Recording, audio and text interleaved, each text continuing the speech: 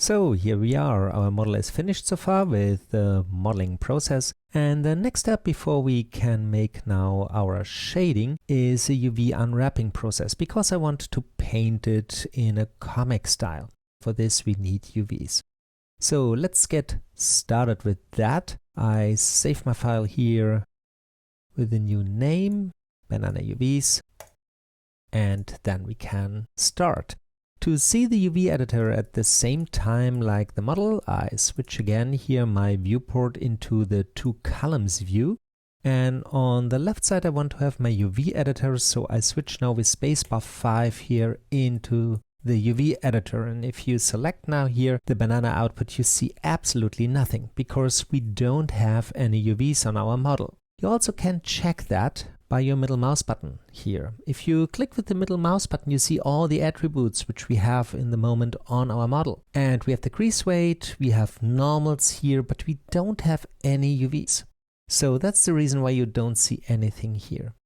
To add UVs, there are different nodes which we can use. So if you type in UVs, you see a whole bunch of different methods. And I talked about these nodes in my Houdini fundamentals training. But what I want to do is I want to use the most powerful node here, which is the UV Flatten Node. So let's add this here. And I set the display flag and I switch then to the handle tool by clicking here or press the Enter key. What you now see here is the UV map of our banana, and if you now hold the middle mouse button over this node, you see now you have a UV attribute here on the vertices. So now we have UVs, but these UVs don't make sense. Let's look a little bit around in this environment here, which we have in the UV Flatten Node. Like I've said, it's important that you are here in the handle tool. So you see here some tools at the top here. We have here our UV space and the unwrapped model. And on the right side here we see our banana and we get this checkerboard on it. Maybe it looks a little bit different for you. The reason for this is if you make a right mouse button click here, you see the options of the UV Flatten Node, and here under Visualize Texture you can decide what you see. I have checkers on, but I also have, for example, here orientation glyphs, and these orientation glyphs are these letters inside of the checker, but you can try other methods if you like, for example stripes or whatever you find useful for your work. If you want to scale these checkers, you can use your mouse wheel over the model, so you can change here the size of the appearance of these checkers. And they are helpers. If they are annoying because you don't see anything what you want to see, right mouse button click, go to Visualize Textures, and here's an off if you like that. Okay, then we have to talk here about this view here. This is the UV view. So every island which we build, we want to place in this standard UV space. It's different if you work with UDIMs, but this is a more advanced topic I can do in the future. In this tutorial, we want to use a standard UV space, which is between 0 and 1 here in the U direction and 0 and 1 here on the Y direction. So everything has to be placed here. The unwrapped island here looks like we have an overlap.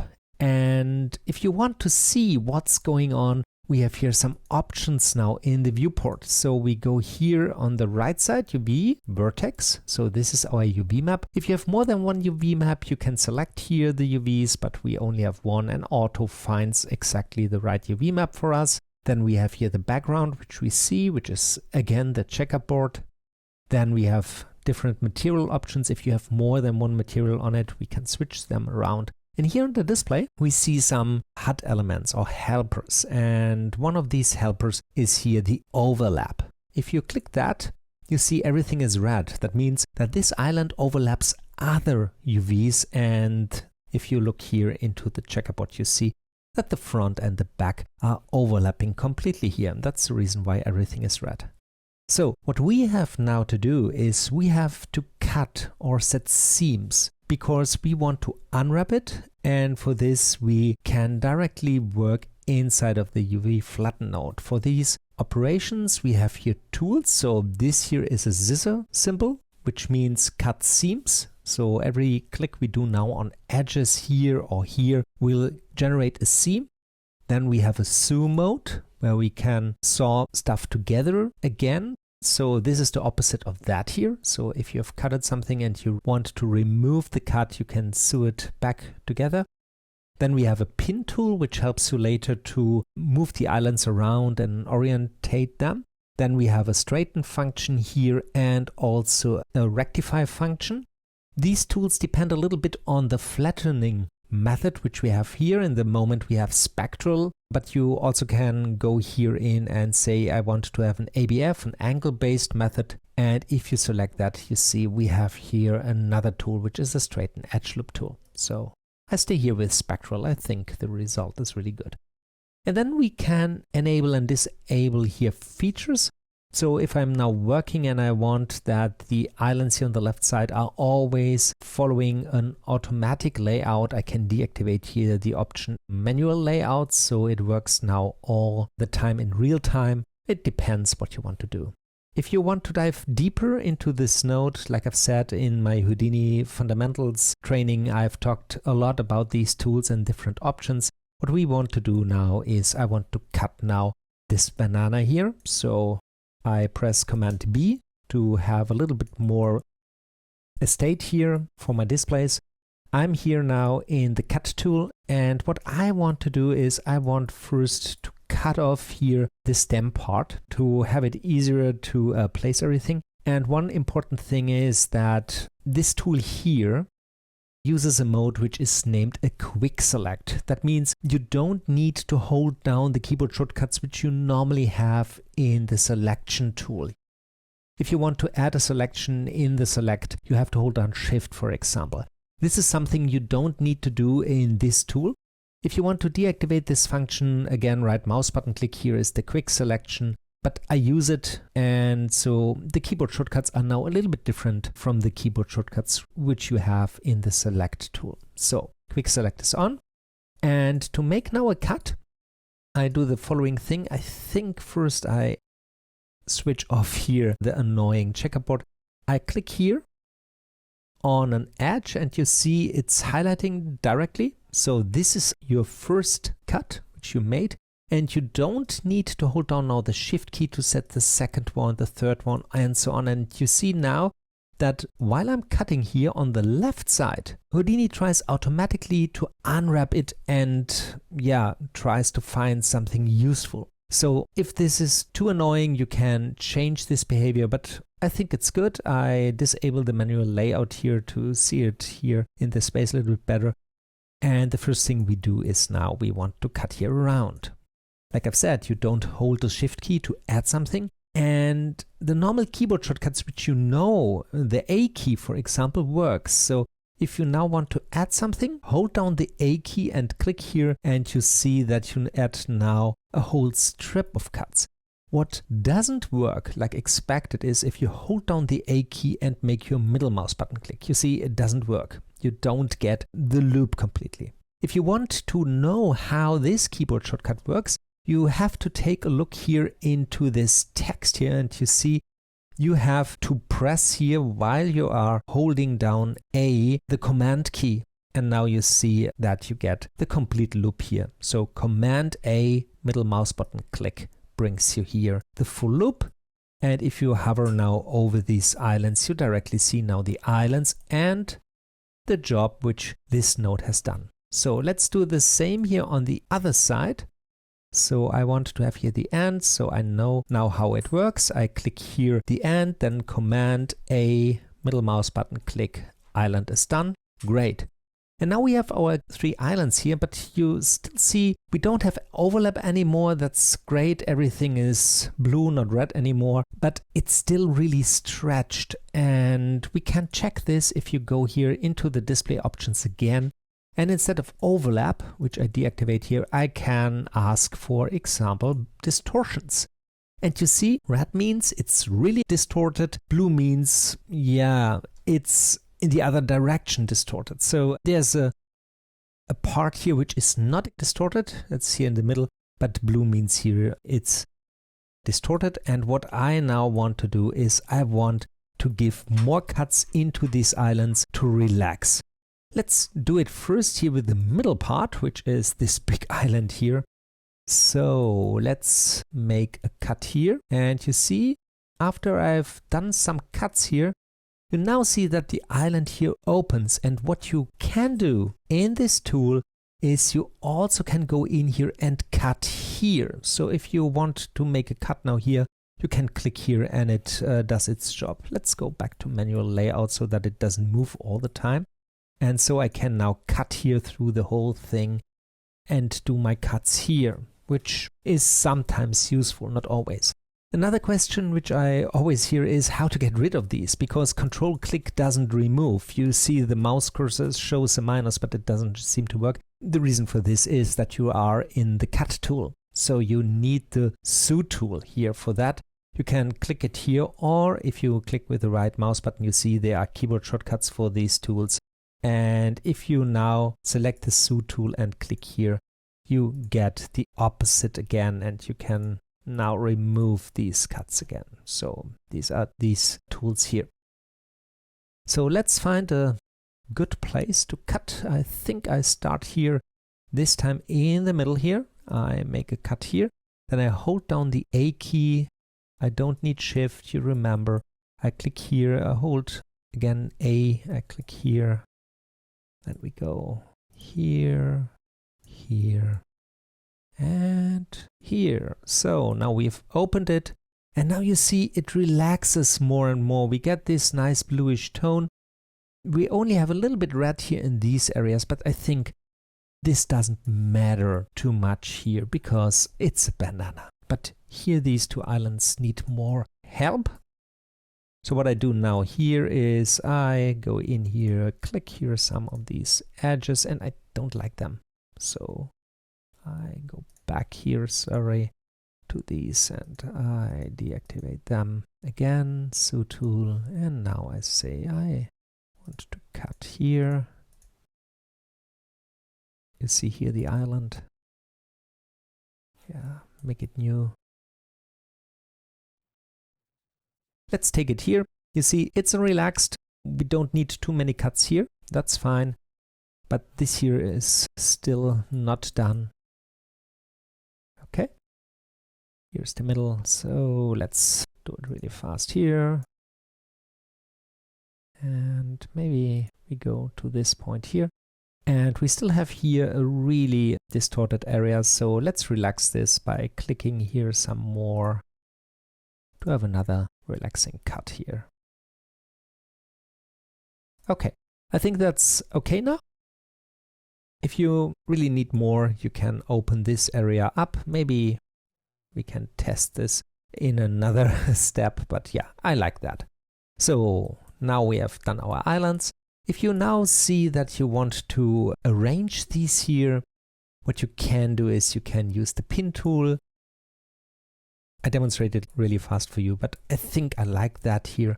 So if you go here and you want to rotate this here, for example, around, or this here, what you normally do is you go in here, you select a point, for example, this one here, and maybe I go to this point here. Both are now selected. This time I press the shift key to select them both. And if you now press the enter key, you get these yellow dots here, which are pins. And now you can go to a pin, click it, and then you can move it around. And the other pin stays here. It's a little bit like a puppet tool inside of the Adobe suite, if you worked with that. These 2 points are now pinned, and you can rotate then this object here around. Another thing which is sometimes really useful, for this I activate here my texture view again for the checkerboards, is we can straighten stuff. So if you go here now to line vertices in a direction, let's try it here. I can now select some of these points here. I press the A key to have this line here, and I'm in the straighten tool. I press the enter key. It straightens this edge. It sometimes works, sometimes you see it's now straightened, but yeah, you have now to stretch the other stuff out with a pin tool or something like that. So that's the straighten. The last thing I want to show you is here with the stem. You see here that the stem is unwrapped nice, but we still see here a little bit of a rotation in it. And if you really are after that, you get rectangles here that you really can work with them more easily. You can go here to the rectangulize tool.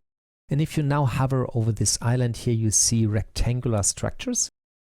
And if you now go here, for example, over the mesh, let's try this here. You want to have, let's try the top here, this area here rectangulated. If you click this here and you now press the Enter key, you see now Houdini stretches this area here so that it's now a rectangle, and that's really good if you now want to add rectangles to a whole area. And so you can go through and say, I want to have this here as a rectangle, I want to have this as a rectangle, this here, press the Enter key, and then you can try it here.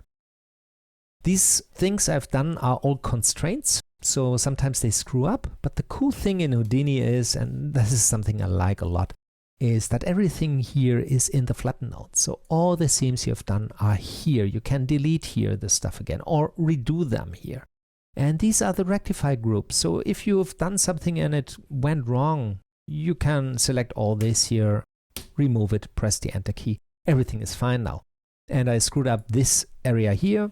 So if you look here through, here are the bold written areas. That means we have vertex pins and we have an axial aligned vertex group which screwed up this here. So open this up and we have one group in the moment active. That's this one. You can activate and deactivate that.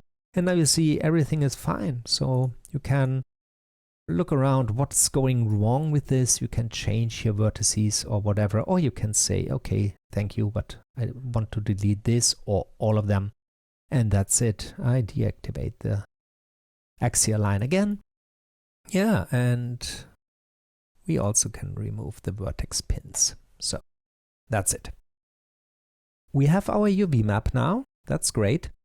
And I like it the way it is in the moment. So let's finish this lesson here by showing the next node, which you normally use.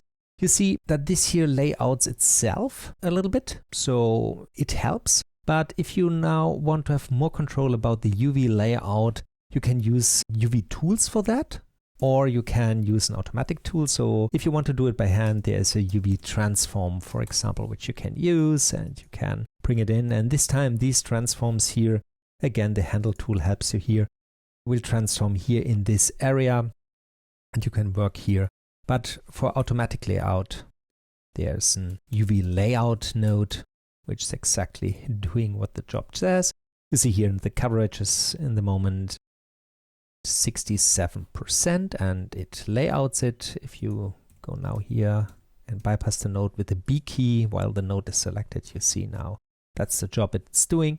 And then we have here inside of this node and also here options which we can use. We can decide here in which rectangle we want to place the things. If you want to allow rotations, for example, so you say, yeah, the islands can be rotated in 90 degrees if it helps.